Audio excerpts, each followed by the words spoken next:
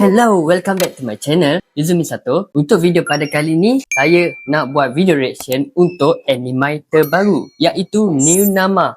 Jalan cerita untuk New Nama ni sangat menarik. Pencipta untuk animasi New Nama ni adalah Hilal Ashraf. Dan korang mesti tak tahu, yang ini yang paling saya suka sekali. Sebabnya adalah New Nama berkolaborasi dengan Wow Animation, iaitu pembuat cerita Agent Ali.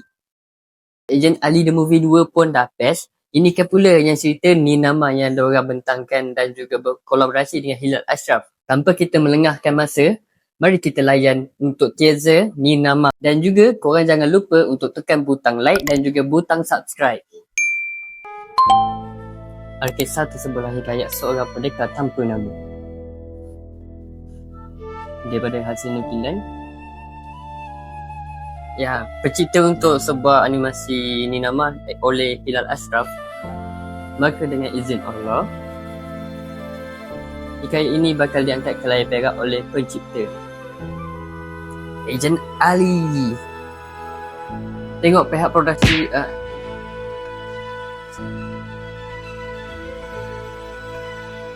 tengok pihak produksi untuk filem Wow Animation Studio.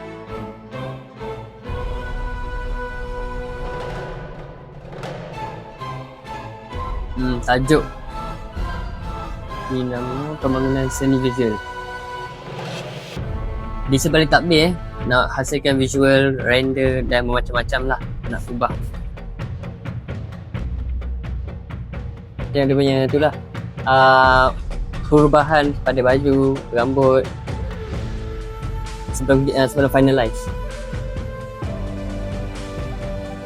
Terkelok pun tengok hasil detail corak-corak. Bukan senang nak hasilkan tu.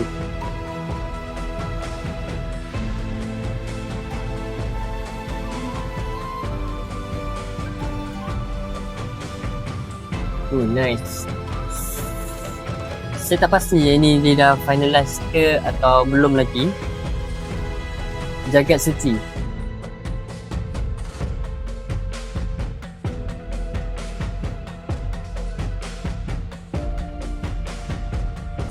Ini adalah rekat Avatar sebagai baju dia.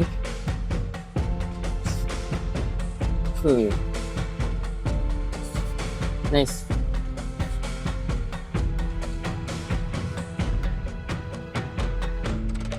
Nadim, watak Nadim cendana, dekat Avatar cendana. Dia punya gaya lawan dia macam seakan Agent Iman. Ini jebat.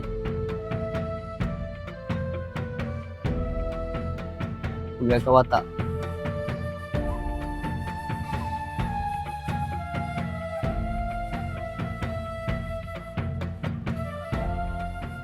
Dua rakaat sunat sebelum solat subuh itu lebih baik berbanding dunia dan segala isinya.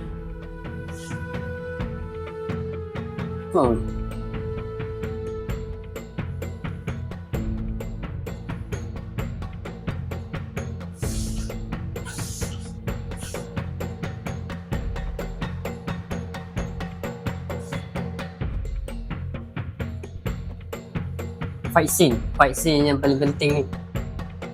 Bukan senang nak duration pergerakan tangan, kaki melawan.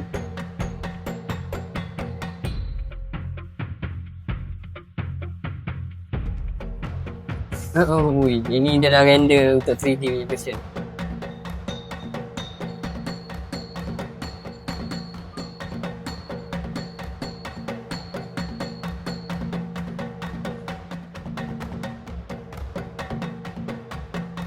Dia tambahkan shadow.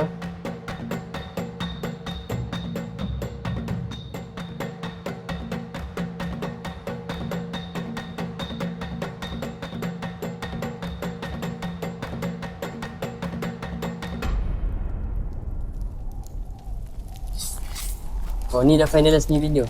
Hari ini, dengan izin Allah, aku akan mengembangkan engkau.